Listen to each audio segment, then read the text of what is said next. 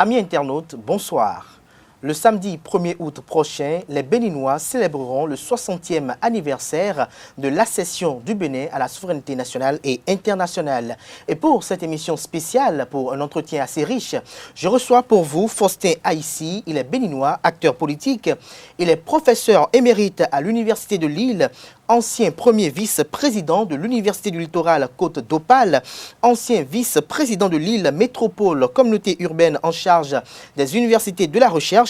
Il est un des premiers soutiens de l'avènement de Patrice Talon au pouvoir en 2016. Bonsoir à vous, Faustin Aïssi. Bonsoir, monsieur le journaliste. Bonsoir, mesdames et messieurs les internautes et les téléspectateurs. Merci d'avoir accepté notre invitation malgré votre agenda très chargé. Je vous en prie. Alors, vous êtes béninois. Tout de suite, nous allons rentrer dans le vif du sujet. Dites-nous, 60 ans d'indépendance, de mémoire de béninois, qu'est-ce que cela vous inspire? 60 ans d'indépendance, ça m'inspire énormément de souvenirs.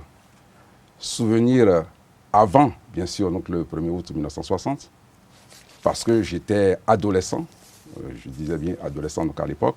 Je me rappelle même avoir suivi mon papa, qui distribuait des tracts pour le PRA à l'époque, dans le parti donc, des Issous et autres. Et donc, je pense que nous avons fait beaucoup de chemin. Et heureusement qu'aujourd'hui, je pense que nous commençons à nous sentir vraiment béninois. Donc aujourd'hui, vous vous sentez beaucoup plus béninois. Mais avant cela, dites-nous, pour avoir vécu cette période de 1960 à 1972, c'est la première période, qu'est-ce qu'on peut retenir? Qu'est-ce que les jeunes d'aujourd'hui peuvent retenir de cette période? Je ne peux pas parler de 60 à 72 sans parler de la période de 45 à 60. Parce que c'est une période qui est extrêmement importante pour la politique des nouveaux États qui allaient accéder à l'indépendance. 1960, en passant par le référendum de 1958, et parce que la France et l'Europe, sortant de la Deuxième Guerre mondiale, vu l'implication des Africains, aussi bien au niveau de la Première Guerre mondiale que de la Deuxième Guerre mondiale, il s'est avéré qu'en 1945, l'ensemble des cadres africains avaient eu droit à être des élus au Parlement français. Donc la véritable histoire de la décolonisation a commencé en 1945. Et les principaux acteurs que nous allons trouver de 60 à 72 y étaient tous, sauf le référent Père Francis Aupier, qui a été l'un des deux députés au Parlement français avec Soromigan Apiti, mais qui est décédé 1 ou 2 ans plus tard et qui a été donc remplacé par d'autres acteurs de la vie politique béninoise. Donc, à partir de 1951, nous avons tous ces partis qui se sont constitués autour de 3 personnalités.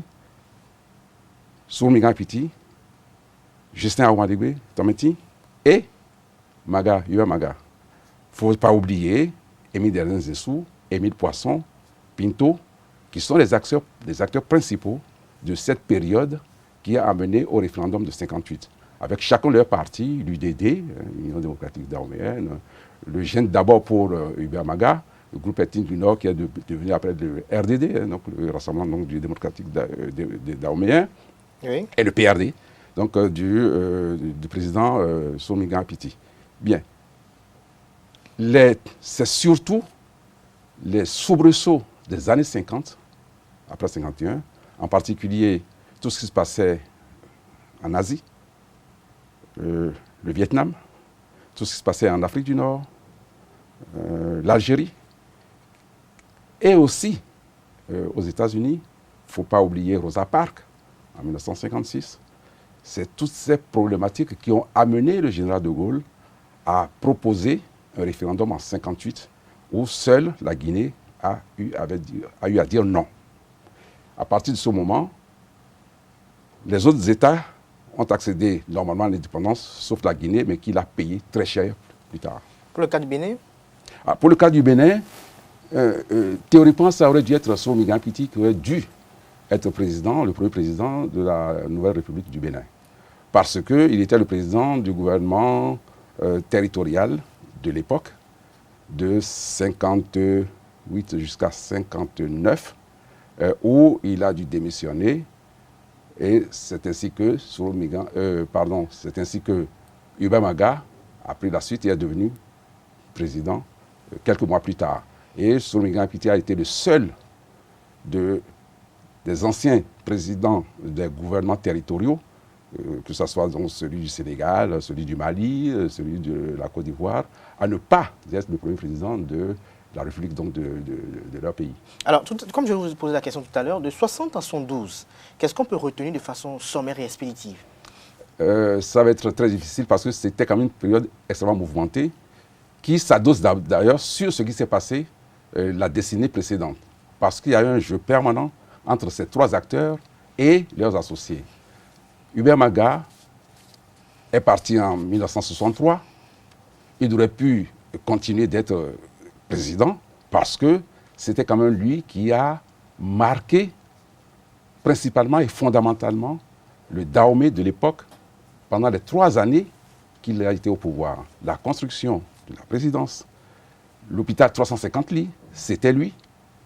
Et beaucoup d'autres choses que nous, les jeunes de l'époque, nous avions appréciées. Sauf que les luttes permanentes entre les trois acteurs, Ahouman-Digué, Apiti, Maga, ont fait qu'il a dû partir sur un coup d'État du Christophe Soglo, du général Christophe Soglo, qui n'était d'ailleurs pas général encore en ce moment-là, il était colonel. Et ensuite, qu'il a installé Apiti, puis Ahouman-Digué, puis les deux, Apiti président, Ahouman-Digué premier ministre, et bon, mais en 1965, il a dû revenir. Et en 1967, il y a eu les jeunes cadres qui sont arrivés. On a même eu un président éphémère, Adjou, qui ne figure pas dans la liste des présidents du Bénin. Malheureusement, il a été élu, mais n'a pas été installé. Et c'est ainsi que Zissou donc, a été installé en 67-68, je crois, mais a dû demander un référendum pour confirmer donc, son avènement au pouvoir. Sauf qu'un an et demi après, il a été obligé de partir en laissant la place à ce que les Dahoméens de l'époque appelaient le monstre à 3 têtes, c'est-à-dire le triumvirat, Maga, Ahouman-Digué, Apiti.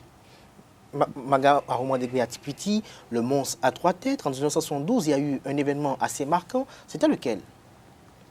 Théoriquement, c'était Justin Tometi Ahouman-Digué qui devrait succéder au président Maga dans leur deal. Sauf que... Pourquoi on parle de deal? C'était un deal pour que les trois soient ensemble et puissent gouverner dans le cadre de ce triumvirat. C'était la formule de toutes les façons qui était inédite et qui pouvait faire en sorte que le Bénin soit un peu stable. Sauf que, à la fin de l'avènement de Maga, pour des raisons aussi bien extérieures qu'intérieures, Ahouman-Digué n'a pas pu accéder au pouvoir. De toute façon, depuis 1960, Apiti et Ahouman-Digué étaient considérés comme, entre guillemets, des turbulents pour la puissance étrangère. Et c'est ainsi que le colonel, le capitaine Kérékou, est intervenu avec un discours extrêmement nouveau, surprenant, parce qu'on se rappelle encore ce 26 octobre où il faisait sa déclaration révolutionnaire. On se demandait comment des militaires peuvent-ils être révolutionnaires, alors que quand le sergent voit le capitaine, il le salue d'abord. Le capitaine, quand il voit le colonel, il se met d'abord au garde à vous, etc. Il y a quand même une certaine hiérarchie. Absolument. Hiérarchisation aussi, oui. Qui n'a pas disparu, même si, quelque temps après, tout le monde pouvait s'appeler camarade. Donc, le discours très, très surprenant, confirmé le 30 novembre 1972, de telle sorte que nous, qui étions des étudiants de la FEANF, la Fédération des étudiants d'Afrique noire en France, extrêmement critiques, beaucoup d'entre nous étaient des marxisans, d'autant que nos différents séminaires ont montré que l'armée ne pouvait jamais être révolutionnaire. On a été surpris et on a dû adopter à l'époque, je me souviens, un mot d'ordre très subtil de soutien tactique et de démarcation stratégique à ce régime. On lui donnait de voir un peu comment ça allait se passer. Le capitaine Kérékou prenait le pouvoir le 26 octobre 1972 avec un discours nouveau, comme vous l'avez dit. Mais qu'est-ce qui aura amené la conférence des forces unies de la nation de 1990? Vous sautez beaucoup de détails. Parce que si ce discours de 1992 était surprenant, 1972 était surprenant, nous, on n'y croyait pas. C'est d'ailleurs pour cela que nous étions attentistes et nous disions que, tout au moins, nos supérieurs hiérarchiques, c'est-à-dire que l'homme fidèle sous Robert, c'était donc les patrons à l'époque de l'Union générale des étudiants dahoméens, de la Fédération des étudiants d'Afrique noire en France, etc. Et par rapport aux autres associations des Africains, nous étions très attentistes parce que nous savions de toutes les façons que ça ne pouvait pas se passer ainsi. C'était un discours qui était bluffeur. Et cela est arrivé effectivement en 1974, où le régime s'est déclaré marxiste, révolutionnaire, le GMR, ensuite 75 marxiste, avec tout cela comportait à l'époque comme les étudiants, les élèves, les travailleurs, semble-t-il, qui étaient récalcitrants, étaient pourchassés, etc., etc. Donc, ce qui a amené beaucoup de nos jeunes donc, à aller à Segbana ou à sortir donc, du Bénin. Et des exilés. Des exilés. Naturellement, un régime comme celui-là, dans un univers de l'époque où c'était tout de même la guerre froide, les partisans de l'Union soviétique d'un côté, les partisans de l'impérialisme américain et européen de l'autre. Jusqu'en 1986, où le régime a commencé à avoir des tas de difficultés. Il ne pouvait plus payer les fonctionnaires. Et pourquoi il y avait eu ces difficultés, selon vous? Tout simplement parce que, vous savez, quand on est au pouvoir d'État, le discours ne suffit pas pour nourrir le peuple. Beaucoup de choses avaient été nationalisées, notamment l'enseignement, les établissements scolaires et universitaires, de toute façon, nationalisés. Toutes les sociétés privées étaient devenues des sociétés d'État. Et l'exigence de la gestion d'une société privée qui devient une société d'État était tellement anormale que toutes ces sociétés, quasiment, en 1985-86, commençaient à avoir des difficultés énormes. Nous avions à l'époque 3 banques, dont la BCB, je crois, qui a dû disparaître après, où il y avait... l'État devait à ces banques plus de 40 milliards de francs CFA. D'alors, les sociétés, il faut dire que le budget du Bénin à l'époque était moins de 100 milliards de francs CFA. Bon, donc même les sociétés privées devaient aussi aux banques. Ce qui fait que le Bénin était asphyxié financièrement, le FMI était derrière, il ne pouvait plus payer, bien sûr, les bourses des étudiants, et surtout, il ne pouvait même plus payer les fonctionnaires. Est-ce que c'est cette situation qui a conduit à la conférence des forces unies de la nation? Absolument. Parce que ça a commencé banalement en 1987, où il y avait 2 mois de retard pour les fonctionnaires. Il n'y avait que 55 000 à l'époque de fonctionnaires. Et puis, l'année d'après, 1988, on est allé jusqu'à 6 mois de retard de salaire. Le gouvernement Kérékou était obligé de négocier, bien sûr avec le Fonds monétaire international et la Banque mondiale, qui ont mis leurs conditions, et naturellement la puissance tutélaire de ces pays, qui était la France, a aussi mis ses conditions, et c'est tout ceci qui a amené à la conférence nationale des forces vives de la nation. De février 1990. Alors, cette conférence des forces vives de la nation de février 1990, comment l'avez-vous vécue? D'abord, nous, ce sont nos amis syndicalistes, associations diverses et variées du Bénin. Il y avait plus de 200 associations dans tous les villages de chez nous. Les associations des étudiants qui étaient à l'extérieur, à Dakar, en France et ailleurs. C'est tout ce monde qui ont bousculé le pouvoir avec les syndicalistes pour amener le général Kérékou à prendre en compte cette difficulté de nos populations de l'époque et à accepter donc, une conférence à partir de laquelle on pourrait trouver un consensus et sortir du marasme dans lequel on était. Du sortir de marasme dans lequel on était. Alors, de 60 à 90, ça fait 30 ans. On fait 60 ans aujourd'hui, donc c'est la première partie des 60 ans. Dites-nous, est-ce que de 60 à 90, le Bénin était véritablement indépendant? Le Bénin n'était pas véritablement indépendant. De 60 à 72, non, bien évidemment.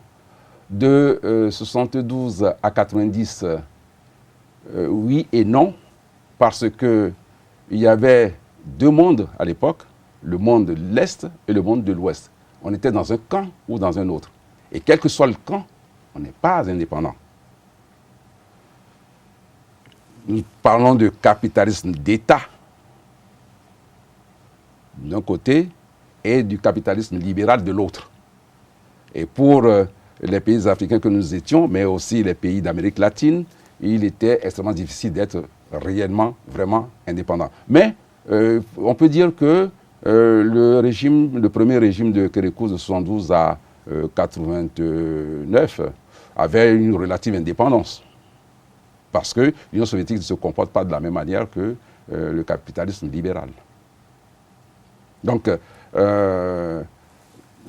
aujourd'hui, on y arrivera, il est très difficile pour un pays, quel qu'il soit, même dans des pays du Nord, d'être totalement indépendant. On est obligé de tenir compte de notre environnement. De tenir compte de notre environnement. Alors, en 90, il y a eu la conférence des forces vives de février 1990, la conférence nationale, où on a parlé de consensus, on a parlé de liberté d'expression, liberté d'association, liberté d'aller et de venir. On a enraciné les principes démocratiques. Mais dites-nous, quelle a été la contribution de cette conférence nationale dans le processus d'émergence du pays? C'est le déroulement de la conférence nationale, d'abord la manière dont cela a été préparé. Qu'est-ce qu'a apporté pour je disais tout à l'heure que ce sont les forces vives de la nation qui ont amené à cette conférence. Donc ces forces vives avaient aussi des exigences. On a découvert à la dernière minute d'ailleurs que au niveau du pouvoir d'État, en lien avec la France qui reprenait pied chez nous, c'était tout simplement une ouverture du gouvernement de Kérékou à d'autres acteurs, dont les deux noms qui étaient cités à l'époque étaient Robert Dossou et Oumédi Adrien. Sauf que les choses ne sont pas passées comme cela parce que le débat à l'intérieur du conférence nationale était tel. J'étais aussi un des acteurs, donc j'étais présent. On a vu comment on est arrivé à la souveraineté de la conférence à la fin de la première semaine. Et à partir de ce moment-là, il a fallu négocier entre Monseigneur de Souza, le général Kérékou, qui a mis beaucoup du sien, parce qu'il y avait quand même une bonne partie des militaires qui n'étaient pas d'accord avec ce qui se passait, surtout ne pas laisser le pouvoir, etc. Mais on est arrivé à ce consensus qu'un homme Soglo qui n'était pas prévu, vous parlez de Nicéphore Dieudonné Soglo. Du Nicéphore Soglo, Dieudonné Soglo, donc qui n'était pas prévu, en est sorti le Premier ministre. Pourquoi? Parce qu'il était dit à la conférence nationale que celui qui était Premier ministre ne devrait pas être candidat à la présidence de la République un an plus tard. Mais en politique, les promesses n'engagent que ceux qui y croient. Alors, nous allons progresser dans cet entretien. Nous sommes en 1990, nous parlons de 1991, où on a connu le premier mandat du président Nicéphore Dieudonné Soglo. Mais dites-nous, qu'est-ce qu'on peut toutefois faire comme bilan de ce mandat? Qu'est-ce qu'on peut retenir de ce bilan? Le président Nicéphore Soglo a bénéficié d'un enthousiasme populaire énorme, parce que c'était vraiment donc, un renouveau, cette fois-ci vraiment démocratique. parce que la démocratie est toujours donc, il faut toujours mettre en guillemets. C'était un réel renouveau où toutes les expressions pouvaient être entendues. Et surtout, comme c'était un ancien du FMI, de la Banque mondiale, il a su s'entendre avec ses amis pour que notre pays puisse être accompagné financièrement et mener un certain nombre d'activités, notamment économiques. D'abord, l'assainissement des finances publiques. Il faut quand même dire que avant 1972, le président Zissou, pendant les quelques 18 mois où il est resté au pouvoir, a pu donner au Bénin la possibilité d'avoir des recettes. Rappelez-vous l'impôt Zissou Takwe, qui permettait au moins donc, à notre pays d'avoir quelques recettes budgétaires. Tout ceci avait disparu, bien évidemment. Et donc, le président Soglo a pu discuter avec les siens et nous avons pu avoir les fonds nécessaires pour pouvoir soutenir notre économie, d'abord payer les fonctionnaires, ensuite soutenir notre économie. Et aussi mener un certain nombre de réalisations qui étaient importantes. C'était l'époque des pavés dans Cotonou, par exemple. Mais aussi l'agriculture avait repris donc, du poids de la bête. Les institutions fonctionnaient mieux. L'économie avait décollé. Donc on ne peut pas dire que le passage du président Nicéphore Soglo n'a pas été une mauvaise chose pour nous, bien au contraire. Donc ça a vraiment boosté notre économie à l'époque. Malheureusement, en 96, oui. Les jeux politiques ont fait qu'il n'a pas pu bénéficier d'un deuxième mandat. Et de 96 à 2006 Kérékou est revenu parce que finalement, si sa période de 72 à 90 avait été cette période avait été très nocive pour nos populations, pour le pays, il a su partir. Et pendant qu'il était parti, pendant les 5 ans, de 91 à 96, on ne l'a pas entendu. C'est ainsi que certaines difficultés et certaines exigences... Donc, pas la difficulté inhérente à toute réforme entreprise par un régime. Mais aussi le fait que le président Soglo avait du mal à entendre ce qui lui faisait un certain nombre d'observations. Je préfère ne pas rentrer donc dans les détails, ce qui fait qu'il a dû perdre des soutiens qu'il avait et qui se sont retrouvés naturellement autour du président Kérékou quand il était à nouveau candidat. Alors, la gouvernance de Mathieu Kérékou. Là, je dirais Kérékou 2. Kérékou 2 a continué ce que Nicéphore Soglo avait fait. Il n'y a pas eu du point de vue économique, il n'y a pas eu d'apport particulier. Mais par contre... Est-ce qu'il y a eu de progrès? Par contre, oui. Il y avait des choses que le président Soglo n'avait pas fait, surtout qui concernent l'organisation des institutions et surtout l'organisation, par exemple, de nous, les Béninois de l'extérieur. Puisque déjà à l'époque, on disait que dans un pays, ceux qui sont à l'extérieur sont des forces importantes économiques pour ces pays. Et donc, nous avions un certain nombre d'exigences en 90, puisque nous étions présents. On avait souhaité déjà avoir un haut conseil des Béninois de l'extérieur. On avait souhaité avoir des consulats généraux dans les principales capitales européennes ou américaines. On avait souhaité aussi avoir des consuls honoraires binationaux dans les grands pays comme la France et ailleurs.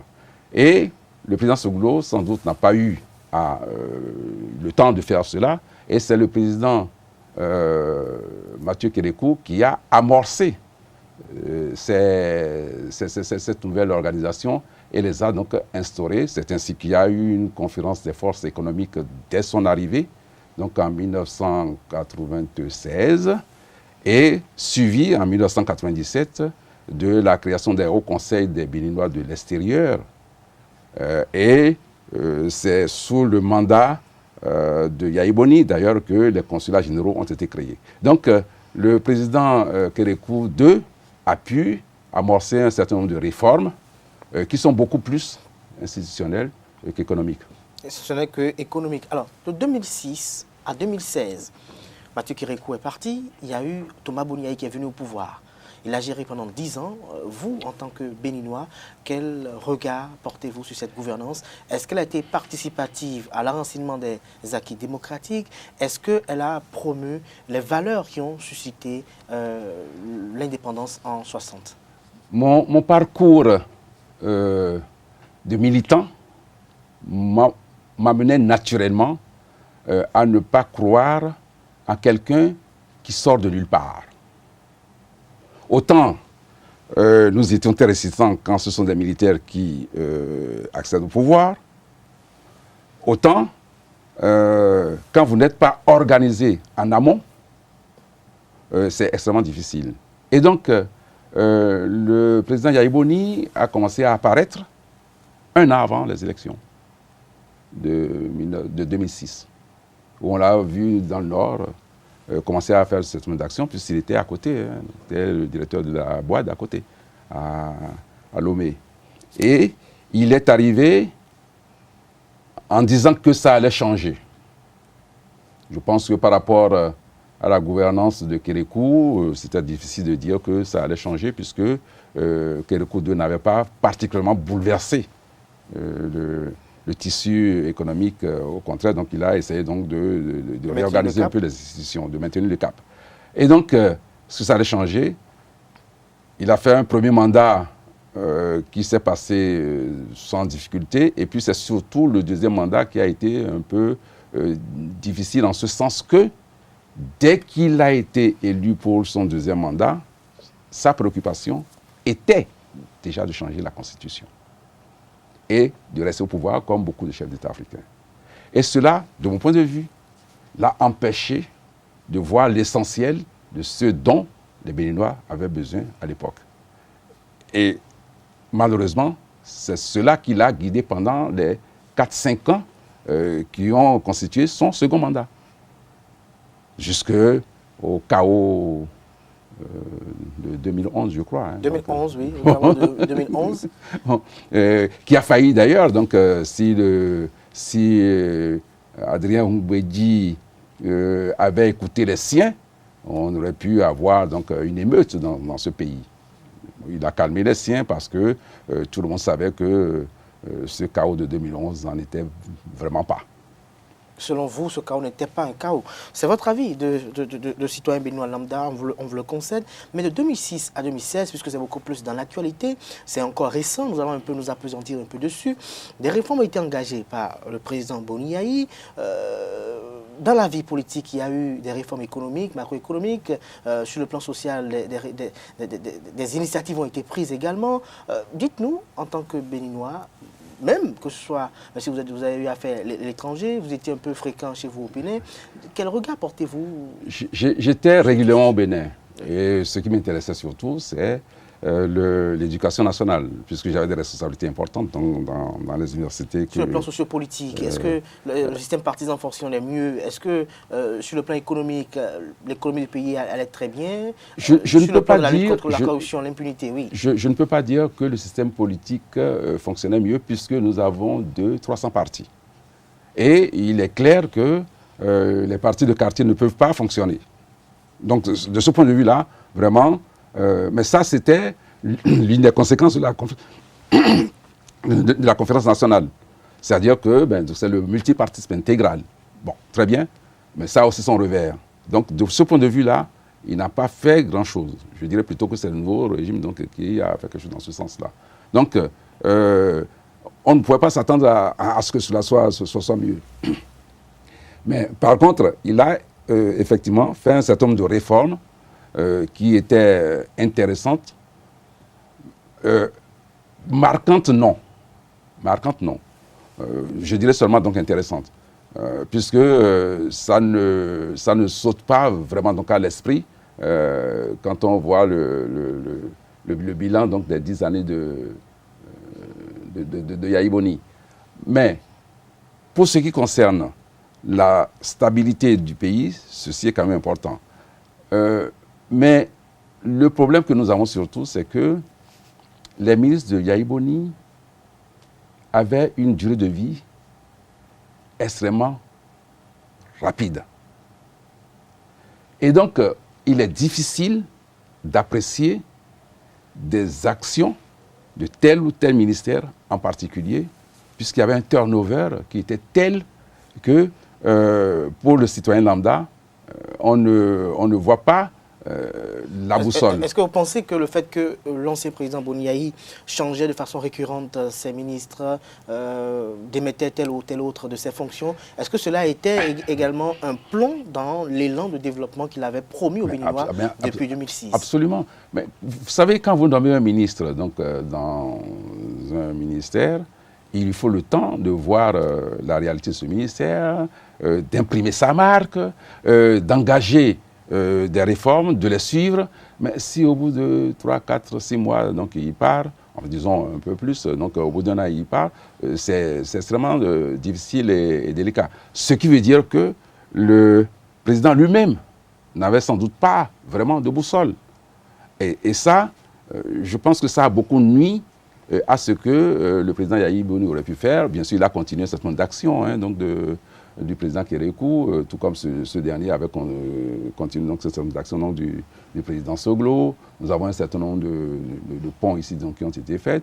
La plupart des réformes lourdes se sont faites à Cotonou, notamment en matière des infrastructures, et à Parakou, et dans quelques rares autres villes. Mais sur le plan vraiment structurel, transformation donc, de notre société, il est difficile de dire que sous Yahi Boni, nous avons eu tel ou tel aspect. Il n'y a pas eu tel ou tel autre aspect. Alors, nous allons évoluer dans cette émission, puisque le temps qui nous est imparti, nous devons dire beaucoup de choses. Nous allons en suivre le plus pêle-mêle comme ceci. Mais en 2016, Patrice Talon est venu au pouvoir. Il a parlé de rupture. Tout à l'heure, vous parlez de continuité de certaines initiatives de Mathieu Kérékou. Est-ce que, selon vous, Patrice Talon a continué certaines initiatives de Boni Yahi? Puisqu'il a parlé de rupture. C'est un peu aller vite en besogne. Je ne peux pas répondre de façon abrupte à cette question. Le président Talon a fait quelque chose que nous avions rarement vu. Avant, quand il y avait des élections présidentielles, les candidats avaient des documents. Mais le président Talon a présenté ce qu'on appelle un réel projet de société, structuré avec des réformes institutionnelles, des réformes politiques, des réformes économiques et des réformes, je dirais, digitales. Donc pour tout ce qui concerne l'environnement, les ODD, etc. Donc c'est la première fois qu'on a donc un projet de société avec des deadlines, donc des délais dont on peut mesurer donc l'efficience. À partir de ce moment-là déjà, ça a déjà constitué une rupture en quelque sorte. Et puis bon, mais quand il est arrivé, on a vu effectivement que au bout, il n'a même pas fait 3 mois, il a déjà commencé donc à être dans l'application de la première partie de son projet de société qui était donc les réformes institutionnelles. Malheureusement, donc, il n'a pas pu être suivi par l'Assemblée nationale, dont acte. Mais il a continué donc sur les autres chantiers. Il a continué sur les autres chantiers. Alors, nous allons un peu nous appesantir. C'est vrai que nous sommes déjà fait la moitié du temps qui nous était imparti. Nous allons nous appesantir sur la gouvernance Talon qui est venue un temps soit peu bouleverser beaucoup d'habitudes. Vous avez parlé tout à l'heure de multipartisme intégral. Le système partisan a été revu sous le régime du président Patrice Talon. Est-ce que, selon vous, sa forme actuelle était meilleure à celle qui était prônée en 1990 ? Indiscutablement. Indiscutablement, parce que là aussi, il faut peut-être faire donc, un petit retour en arrière. Nous étions au début de la conférence nationale, nous étions à peu près à une vingtaine de partis, je dirais 25-30 maximum. On était donc à une vingtaine de partis à la sortie de la conférence nationale. Et, chemin aidant, Soglo, Kérékou 2, avec Yahi Boni, on s'est retrouvé à 200 et quelques, 300 et quelques partis, déjà. Donc, il était nécessaire de rationaliser parce que quand je disais il y avait une vingtaine de partis, il faut savoir que dans les gouvernements Soglo, mais surtout Yaïboni, l'Assemblée nationale, rien que l'Assemblée nationale, il y avait une douzaine à une quinzaine de partis, les députés. Aujourd'hui, ils sont 83. À l'époque, ils devaient être 64. C'est autour donc de cela. 64 députés, on avait plus de 20 partis politiques. Ça veut dire qu'il y avait des partis politiques qui avaient peut-être un député. D'ailleurs, les partis politiques les plus importants, le PRD, etc., donc ils en avaient 7 ou 8, les Ali Soglo, enfin, etc. Donc, vous voyez, aujourd'hui... Est-ce que la réforme a été engagée pour réduire le nombre de partis politiques ou bien pour appeler les partis politiques à la promotion d'un idéal? Pour appeler les partis politiques d'abord à savoir travailler ensemble, réfléchir ensemble, travailler ensemble et proposer des choix. Parce qu'au fond, c'est ça. Si vous mettez des individus, ben, chaque individu aura sa volonté. Alors que si vous êtes effectivement un groupe important, les débats en votre sein permettent donc d'aller à l'essentiel. En tout cas, il était nécessaire de ramener les partis politiques à un champ essentiel qui aujourd'hui est de l'ordre d'une douzaine. C'est-à-dire que nous sommes revenus en quelque sorte au début donc, des années 90, enfin à la moitié donc, des partis politiques de l'époque, ce qui est important. Sans doute, il faut qu'il y en ait un peu plus, mais s'il n'y avait pas eu un boycott de l'opposition, on n'en serait pas là. Hein. Bon, la preuve, c'est que quand l'opposition a bien voulu se présenter aux dernières communales, ben, ils ont eu des élus et des maires. Donc pour vous, il n'y a pas péril dans la demeure. Mais l'un des griefs contre ce régime, c'est vrai que nous n'avons pas abordé ce détail avec le régime précédent, mais ce régime, il est celui qui est actuel. L'un des griefs contre ce régime, c'est qu'il y a un bafouement des acquis de 1990, des acquis de la conférence nationale des Non, je ne peux pas être d'accord avec vous. Quand vous dites qu'il y a un bafouement des acquis, non. C'est pas que je le dis. C'est ce qui se dit. C'est ce qui se dit. Non. Vous savez, quand vous êtes dans un régime de droit, ce sont les lois. Mais dans le cas d'espèce, on parle de multipartisme intégral qui a été promu par la Constitution de février 1990. Voilà que cela a été revu. Certains sont conservateurs, ils estiment que ça ne doit pas être revu parce que la liberté d'association avait été prônée. Il y a toujours la liberté d'association chez nous. Il y a toujours le multipartisme, je dirais même intégral. Sauf que ce multipartisme intégral a été encadré. Encadré par des textes. Et le gouvernement ne s'est pas levé et a décidé que ça sera comme ça. Ce sont les députés qui l'ont voté. Et rappelez-vous que la Chambre qui avait voté cela, la 7e législature, tous les opposants d'aujourd'hui étaient dans cette Chambre-là, hein, qui avait voté cet encadrement donc, des partis politiques.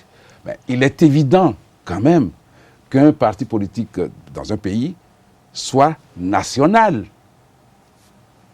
pour les élections nationales, les présidentielles par exemple, ou les législatives. Bon, pour les communales, j'entends bien qu'on puisse circonscrire un peu donc, la question des 10%. D'ailleurs, j'ai fait des propositions hein, donc, que je pense qui permettront de mieux intégrer les réalités des citoyens, parce que le maire, c'est le premier magistrat de la ville, c'est le premier qui a la proximité du citoyen.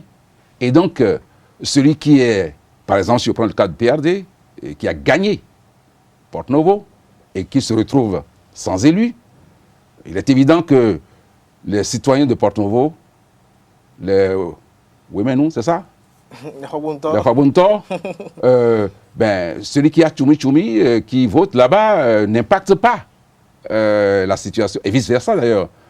Le lien entre le maire donc, de celui qui est à Porto-Novo et les Porto-Noviens. Bon, et vice-versa. Donc, on peut revoir cela. Sinon, il est normal, légitime, qu'un parti politique soit sur l'étendue du territoire. Autrement, ce n'est pas des partis politiques, je dis, ce sont des partis de quartier. Des partis de quartier. Alors, il y a eu des réformes également sur le plan économique. Alors, là, c'est beaucoup plus important. Surtout d'abord structurant. Parce que quand on parle d'économie, il faut être très prudent. Aujourd'hui, le président Talon met en place des outils de développement. Moi, je dirais comme ça. En ce sens que, quand vous produisez, je ne sais pas moi, le mil, le sorgho, le maïs, la tomate, etc., il faut bien déplacer les biens. Le citoyen doit se déplacer.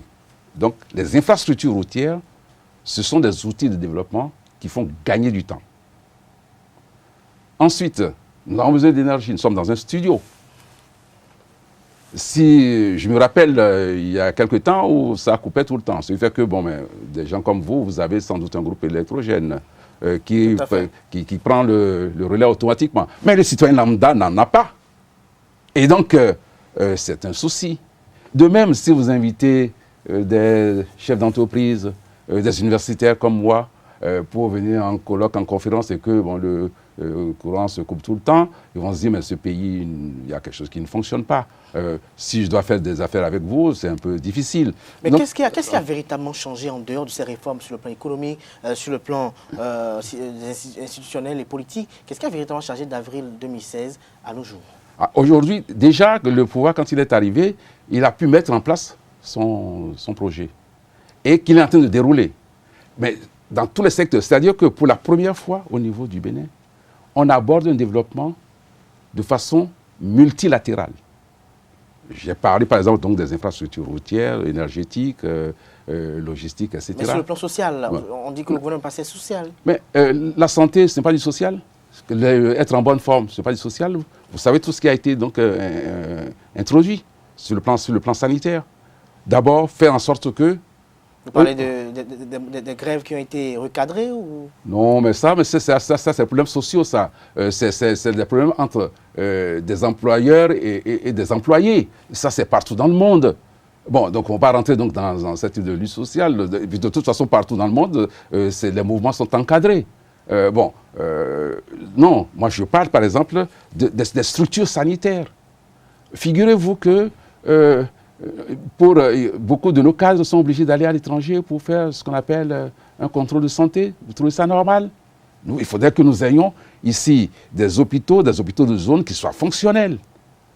Il faut que nous ayons des hôpitaux qui puissent appréhender toutes les pathologies, ce qui n'est pas le cas aujourd'hui. Et donc, le président, la gouvernance qui est là actuellement, donc, est en train de mettre en place ces choses-là. Mais derrière, quand vous parlez de social, c'est aussi le fait que les citoyens lambda puissent bénéficier de cela. Or, quand vous cherchez ce que vous allez manger le soir, le matin, ou aujourd'hui pour demain, il est difficile aussi de pouvoir vous assurer pour bénéficier de ce que je peux appeler entre guillemets une sécurité sociale. Et donc, aujourd'hui, le gouvernement est en train de mettre en place des structures qui permettront aux citoyens qui n'ont pas les moyens de pouvoir bénéficier des soins de santé si il y arrivait donc quelques soucis. Ce sont des sociales. C'est social également, plusieurs réformes sur le plan économique, sur le plan social, sur le plan des infrastructures, sur le plan de la santé, des finances également, il y a assainissement. Dites-nous, Faustin, ici, en toute honnêteté, regardez droit dans la caméra, est-ce qu'aujourd'hui vous êtes fier d'être béninois avec tout ce qui a été fait? Je suis fier d'être béninois parce qu'il y a un aspect que nous n'avons pas abordé et qui quand même caractérise l'être. Vous parlez de Patrice Talon? Non, je parle donc de n'importe quel individu. L'être, vous et moi, oui. C'est le problème culturel. Nous appartenons à une culturelle. C'est la première fois qu'un gouvernement a décidé de mettre le patrimoine culturel au service de l'ensemble donc, de nos compatriotes. Et ceci sur toute l'étendue du territoire, de Porte-Novo en passant par Abouankalavi, Ouida, Abomey, jusque dans le nord. Ce sont des choses qui sont importantes. Il y a quelque chose que nous n'avons pas abordé qui est la question de l'éducation. Aujourd'hui encore, les pays africains, le Bénin donc, nous n'écrivons pas notre propre histoire. Et cela, c'est la connaissance de soi-même, d'où nous venons, qui nous forme et qui nous forge, qui nous donne le sens que nous devons avoir pour pouvoir continuer ce que ceux qui nous ont précédés ont fait. Et ça, c'est l'appartenance donc, à un territoire, l'appartenance à sa culture.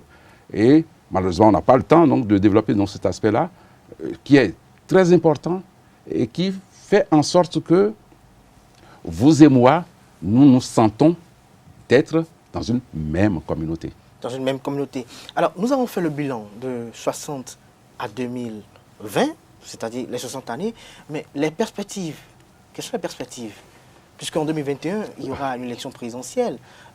Patrice Talon sera-t-il candidat ou pas? Vous étiez l'un de ses premiers soutiens. Est-ce qu'en 2021, qu'est-ce qui va se passer véritablement pour que ce que vous décrivez comme une fierté pour le Bénin puisse se pérenniser? D'abord, je ne change pas, puisque dès le départ, ayant fait partie de beaucoup d'exécutifs, que ce soit universitaires ou politiques, je sais que quand vous arrivez, vous avez 6 mois à 1 an pour découvrir ce qu'il y a. Vous avez 6 autres mois pour essayer donc de voir vos priorités que vous allez injecter dans ce que vous allez faire. Aller chercher les financements. Vous ne démarrez pas vraiment votre projet, pas avant 2 ans. Et après, il y a les aléas. Est-ce qu'on aurait pu prévoir la Covid-19? Non. Qui a fait que le monde s'est arrêté pendant 3 mois, etc. Non. Le président Talon vient de démarrer, vient de mettre en exécution ces différents projets de société.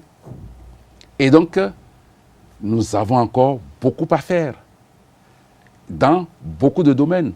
Comme vous ne pouvez pas tout appréhender en même temps, vous êtes obligé de faire des choix, des priorités. Des choix, des priorités ont été faits. Il y a d'autres qui ne le sont pas encore vraiment. Même parmi les priorités qui ont été dégagées, nous sommes... Vous pensez, je disais tantôt que, enfin il y a quelque temps, vous pensez que toutes les villes qui sont impactées du point de vue donc, de leur changement, mais on est à peine à la moitié d'exécution des travaux. Vous pensez que ces travaux vont finir avant 1 an? Pas du tout. Rien que notre capital économique, la capitale politique aussi donc, est en train d'être transformée. Rien que notre capital économique, vous voyez tout ce qui reste encore à faire. Quand bien même nous aurons fini de faire les routes, encore faudrait-il que nous gérions la question de l'environnement, la question des déchets, de la collecte jusqu'à la valorisation. Ce sont des décisions qui sont prises, sont déjà prises. Donc pour vous, il est important que Patrice Talon revienne en 2021 il est important qu'il revienne donc, pour continuer donc, ce qu'il a commencé, bien évidemment, et surtout pour assurer le fait que le plus gros de son projet de société puisse être réalisé. Parce que 10 ans, de toute façon, ne suffiront pas. Mais comme nous sommes dans une constitution où c'est un mandat renouvelable une fois, le peuple a refusé, il a proposé un mandat unique. Les députés ont refusé, y compris les députés opposants, puisque c'était la fin de la 7e législature donc, qui avait refusé cela. Bon. Donc, un mandat renouvelable une fois, ça ne serait même pas suffisant. Parce que le projet de société maintenant, surtout que c'est en train aussi d'être redimensionné, compte tenu donc de ce qu'on trouve sur le terrain, ne sera pas fini avant 15-20 ans.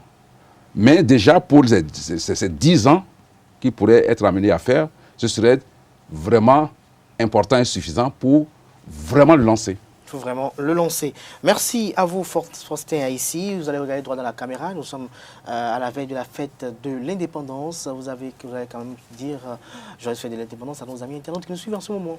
Bien, écoutez, chers compatriotes, chers amis internautes, une bonne fête de l'indépendance. 60 ans, c'est pas rien. C'est beaucoup plus que la moitié, bien sûr, dans un siècle. Mais surtout, c'est très peu pour une nation, pour un pays. Pour la vie d'un homme, c'est beaucoup, c'est énorme. Malheureusement, nous sommes en période de Covid et nous ne pourrons pas fêter cette cette 6e décennie comme cela aurait pu l'être. Mais je suis persuadé que l'année prochaine, on le fêtera mieux. Et surtout, comme l'a proposé le président Talon, la marina serait complètement achevée. Le port de Cotonou serait dégagé aussi bien à l'est qu'à l'ouest. Et que ça sera la première ère du renouveau du mandat de Patrice Talon, puisque le 1er août prochain, pas après-demain, mais l'autre, nous serons à la première année du 2e mandat. Deuxième mandat de Patrice Talon, si le peuple béninois valide cela, bel et bien évidemment. Merci à vous, Faustin, ici. Chers amis internautes, on retiendra tout au moins de façon sommaire de cet entretien que, à l'entame, Faustin ici a parlé de la décolonisation qui a commencé en 1945. Il a narré, il a présenté, j'allais dire, les acteurs principaux ayant conduit au référendum de 1958, de 60 à 72. Il a parlé d'une période mouvementée, a rappelé les actions.